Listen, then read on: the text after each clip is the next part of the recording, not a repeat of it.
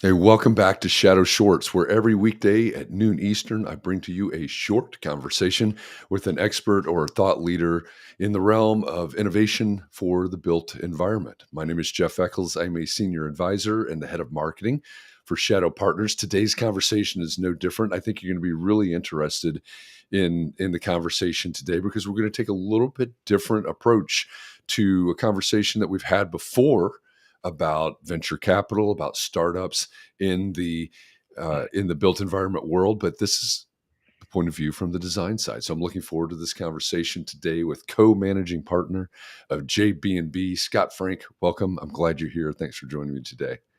Thanks, Jeff. Happy to be here. Glad that you're here. Before we went live, we were talking about the fact that you're no stranger to innovation in this world, in this space. We've talked about IP, inside of firms, and JB&B is a large engineering firm. You've got plenty of IP of your own, but you were talking about the fact that there may need to be a little bit different focus or more attention in certain areas from startups in the design world. So tell me more about your outlook and your insights regarding startups and investing in startups in the design world. Yeah, sure. And maybe I'll just give a little context that some of your Yeah, viewers absolutely. might be interested in. Our kind of my view on this, this area of our industry and our practice. It goes back some time. Um, we were founding members of what at the time was called the International Alliance for Interoperability, which was the predecessor to the Building Smart Alliance today, and the creator of the IFC standard to any of the BIM wonks out there who might know that data exchange standard. But back then it was a vision of open standards that's enabling interoperability. And as I said, that goes back quite a few years, and we've really tried to push as much as we could. And I'm thinking about just an interesting anecdote to this group. We had a collaboration with Autodesk at the time of the design of the Freedom Tower post 9/11 in New York City that we were fortunately, in unfortunate circumstances, privileged to be the design engineers for. And we did most of that through DD on a beta version of Revit at the time. We were determined to bring BIM to large commercial projects, and that was quite an undertaking and made some Autodesk executives kind of nervous at that point. So it's with a lot of passion and forethought about as we look to where we are today. And as you and I discussed, we've dipped our toe in the water a few times with startup ventures, a couple that we've seeded and have worked out in various ways. And so we feel like we've learned a few of the lessons about what that's all about. But yeah, to your question and your point, I'm very excited, as I know you all are, in Shadow Ventures, and as it's been said so many times, it's a great time for seed stage venture. And but I was thinking recently, I was going through the portfolio of Shadow companies and just looking at the spaces they're in, and it's quite a diversity, of course. But what struck me is that, is not entirely unexpected, I think, but many of the use case scenarios that are being automated, are pretty narrowly defined, and they center more to me on the kind of physical asset side or in the build side or the build space. And yes, there are some they're doing great things from a from a design standpoint, but I think the big nut to crack is, and I think it is a little more messy, is the design phase, and in particular maybe in the in the commercial institutional space, maybe away from single family small buildings, but the large projects. And I'm particularly excited by a couple things.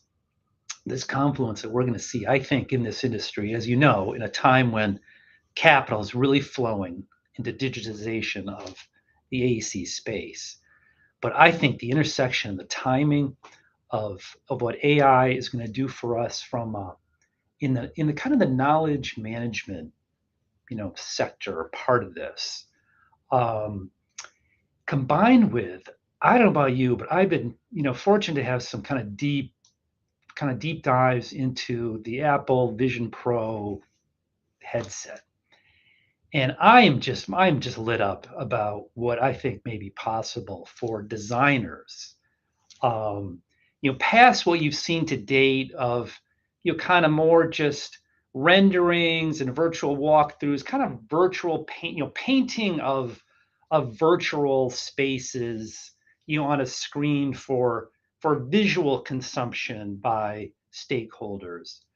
But to now bring, kind of an augmented reality environment to design professionals, architects, engineers who were involved with the design process, with kind of this, what I think, and the definition I like to hear about the earlier impacts that we'll see from AI, which is, think of it as an assistant, as a digital Mhm. assistant, who can in real time bring the wisdom of the master of 30 years, 40 years, all the code subtleties and all the best practices, all that to bear in real time to a younger, earlier career professional. And I think this mode with activating kind of an enhanced reality kind of mode, I think it could be amazing. So yeah, so I'm excited for, I hope the time is right. It feels like we're getting there. It feels like the startup communities, picking the low-hanging fruit, and that's great, and that'll be terrifically, add terrific value. But the big problems to be solved still remain, and Mhm. they're hairy. And but I hope that maybe a couple of these breakthrough technologies will really be the springboard that we need to really start to launch that part of it. Yeah. That's super interesting because I think you're exactly right. We're we're teetering on this edge, right? And this is no surprise to anybody, right? Generations age, they move through the profession, and we're just in a point in time where there seems to be a bigger gap between generations that are moving close to retirement and the new leaders, the upcoming leaders. And so us Generation Xers are are a relatively small generation, and quickly being overtaken by younger generations. And I think that idea of knowledge transfer is critically important. How are we going to transfer the knowledge? How are we going to pass down the wisdom, knowledge, experience of someone with 30, 40 years in the field to someone that's just, a handful of years past their licensure or something like that? And that's intriguing to think about that as a problem that's going to be addressed. It's needed, obviously, but be addressed by some of these technologies. And you're right, we're thinking about them a lot in terms of the build, the deliverable side. So that's a great point to bring up. And just to emphasize, really amplify your point, I was having a conversation recently with a young engineer, a college, Hmm. undergraduate engineer who's contemplating career choices, and was asking me about, the built environment kind of space, and one of the points I made was, how many? I'm sure there are many others, but what strikes me that's a little bit unique about the built environment, engineering in particular, but I think design in general, even architecture is no different, where you're coming into a profession where that is rapidly integrating, innovating, and being digitized, and employing state of the art technology now finally, but where also you need to be a subject matter expert on what were the innovations 100 years ago, 100 years ago.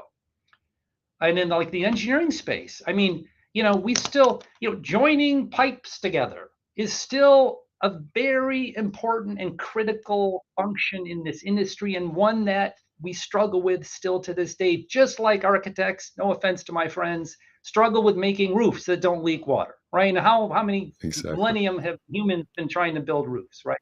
And so that you come into it needing to be digitally astute and state of the art on, if you're going to be on a development side and coding, of course, but just as a user, even, think of that, kind of perspective you need as you need a contemporary education and be adroit at that.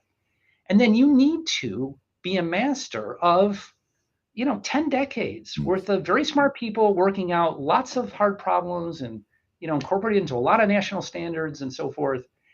And I think that is somewhat unique. And so it just reinforces, putting aside the demographic shifts and the large baby boomer generation moving out, and even us, soon to be out. Um, but I think it just, this whole area of knowledge management really looms large. And I know firms that are, I think are, positioning themselves for success have recognized this and are investing, like our firm is as well, into this, this very important organizational function, which is how do you systematically um, really incorporate those lessons learned into standard practice, right? It's not enough to just get the lesson recorded and up into the intranet in your firm. That's not enough, right? That's Right. the first step of probably a dozen to really bring value to it. And we're just going to need automation and smart tools to help us. And it feels like, yeah, this may be, the time Yeah. for sure. Yeah, you're right. I mean, to call it knowledge management is exactly right. Right. Yeah, we can. I don't have one within arm's length, but we can have all kinds of books, right, with lots and lots and lots of knowledge. But I still need to be able to find the information when I need it, at the point that I need it, and have it explained because it's, maybe it was written in such a way, or maybe it doesn't have exactly the right or same application. So how do I iterate on that? Yeah, that's fascinating.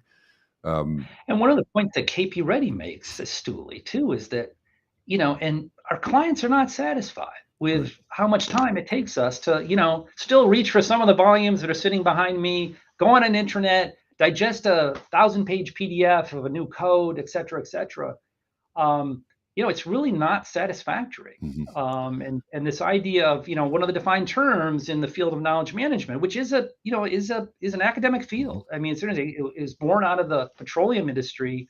As I understand it, from the early offshore oil platform projects, um, for obvious, reasons of benefiting from lessons learned, and there was capital then to really kind of develop the, the quasi theory around it. But findability, right? Mm. Findability is a defined term. And, the Google search, that search on your internet, that's, the infancy of it. But now, in fact, I was just before this, on the way to work today, I was listening to a podcast by the brand Upcode, Mm. which, Hmm. we all know about. And Yep. and they're having some challenges, I know, legally with the standard making organizations, but they're really leaning into AI and just how Right. a large language model could be so effective Right. for users, for designers, for practitioners, for code authorities, to be able to just really bring that knowledge to bear on a particularly refined problem. And it seems like those LLMs are kind of built for this. Um, yeah, and I'm encouraged too. I don't know about you, but just as we're all learning more about AI this year, and it's starting to understand kind of the stack model for Hmm. AI, which seems I don't know, I'm seeing more of, and that there's a few layers to this, and one Right. of the layers will be kind of this micro, I forget the term, but kind of the like the desktop model that's going to run with your firm specific Right. IP and content in Right. conjunction with maybe an industry trained model that's sitting on top of a large language model, right? And that kind of, I'm happy to see that at least it's accessible as a as a construct and a taxonomy. But now you can kind of see, okay, here's a place for startups to plug in, help a firm like ours build that third layer in this stack, in this AI stack, to take everything that we have as a store internally and bring that to bear, with a more of a natural language interface. Seems, yeah, really, really promising. Yeah, there's a couple points there that really resonate with me. I mean, the uh, um, the idea of what do we have that's specific, right, to ours. Sure, we could use Bard or Chat GPT, et cetera, but what about our specific IP, et cetera? and the idea that you shared earlier about clients not being. I mean, if there aren't, there are some firms that are doing surveys, that are doing post project surveys and learning, getting the feedback from their clients, and there are some that are not, but they're finding that, it's like I tell my students a lot of times, there aren't a lot of people that want to hire an architect or an engineer or go to the doctor or hire an attorney. They just want to feel better, have this problem solved, etc. Right? That's what Yeah, they're after, yeah, which indicates a certain level of dissatisfaction. And you mentioned KP Reddy, who's our CEO. He and I have been kicking this around a lot. I'll be in Atlanta next week speaking at an event talking about AI, and we agree that the client side is probably number one. It may be the blind spot that a lot of us on the design side are missing. Right, we're focusing on design, we're focusing on deliverable, but what do the clients want? How do we make that yeah. client experience better? What are they going to demand? What are, one of the things that I think about a lot is what what's your insurance carrier, your errors and omissions, your liability insurance? What are they going to demand?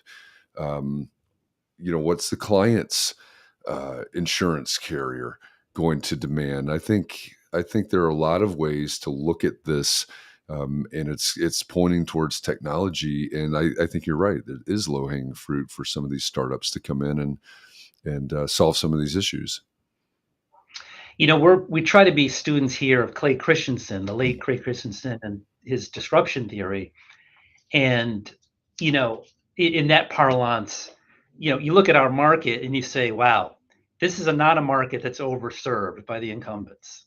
It is not overserved. This is an underserved market."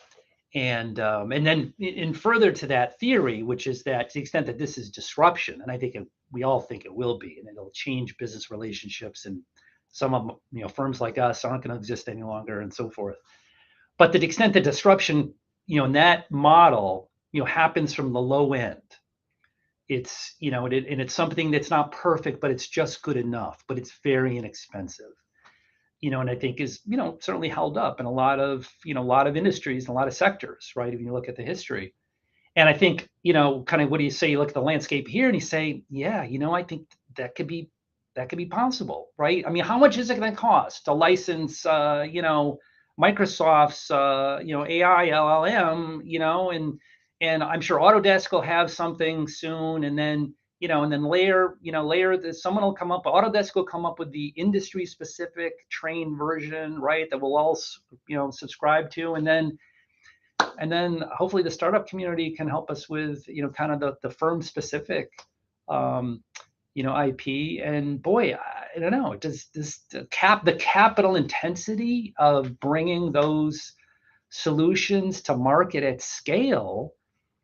I mean, I don't know. It just doesn't seem like there's a huge barrier there. So I do, again, another reason to be feel like to be optimistic. I'm not always considered an optimist. I'm often the glass half full kind of prerogative, but I can't help myself. I think the time, this next decade is going to be huge. Yeah, I agree. I agree. So one last question. I know we're in danger of this not being a short anymore. So let me ask you one last question. If you are someone that's innovating, if you are a startup founder or a potential startup founder, as you look out across this segment of the industry that we're talking about right now, what's one piece of advice that you have for somebody in on a way that they could find their niche or make some sort of specific impact? Well, one thing I've observed is, the potential entrance to this market, and they've historically been to date, the larger corps, but they universally have made, fatal mistakes. And that I think this is the mantra I've been repeating, would continue to, is that you need to appreciate my earlier point. You're coming into, even though it is a massive part of the U.S. economy, right? Our industry is as big as the automotive industry, And big players look at that and they say, oh my god, look at this percentage of the US economy that isn't even been barely touched by software. Great. And they all run and turn tail and run after a short order because they fail to understand that this is a very parochial market. It's regionalized, it's sector specific, and yes, in totality, it's large, but it's really, it's a large population of small, customized markets with stakeholders that serve all those roles in the entire life cycle of buildings. And so I think having that awareness is essential. And just to the point that, you know, the coupling with public regulation, we are a very regulated industry. And I always enjoy those exchanges. Not to go political at all, but my kind of libertarian friends in my industry. I'm like, you realize if there were building codes and all these standards and everything else, we really wouldn't need the design profession, right? You would not need us. And I think that is something very important, to have a healthy respect for the power of the status quo based on this legacy that is still with us. We don't need to worry about punch cards, right, to get software loaded into computers anymore, right? Like the beginning of our careers, right? Or our education, at least, not to Yeah. date us too much. But here, as I said, you still need to know, how does stick-built construction really work, and how does steel framing really happen, and how does large bore piping get installed, and from the logistics standpoint, get into a high-rise building. There's all that legacy. So my advice would be, to the potential founders out there, get a subject matter expert in the building space. I'm not saying it has to be somebody, well along in their career path, but someone with 10 years of experience who can bring a little bit of that wisdom. Because I just think the planning otherwise can get really ahead of, over the tips of the skis. Because it's going to take longer. It's going to be slower. The sell cycle in this industry is so long, and it's going to get better, but it's not going to change overnight. So there's a couple. Yeah. Oh, that's very well put. And that there's so much that we could unpack there, but you're exactly right. It's not the industry that you think it is. If you're looking at it from the outside with no experience in the industry, and I understand if you're one of my clients, someone I've worked with before, and I've told you your business is a business and it's no different than any other business. There are nuances to that. There are differences in the industry, and you just hit on a couple of really important ones. So, some great takeaways there. So, if you're a startup founder, um, and you want to get into this space, listen to what Scott was just saying, because it is important. It's possible. You can definitely make an impact, but there are some things you have to be aware of. So, Scott, thank you very much. Those are great insights. It's a great conversation today. I appreciate you sharing all of these. And for everybody else that's out there that's watching either live or in some time shifted manner, we appreciate you. I'll be back again tomorrow with another Shadow Short, another conversation with an expert or thought leader in the realm of innovation for the built environment. And we hope to see you soon. Thanks, everybody. Thanks, Scott. Thank you, Jeff.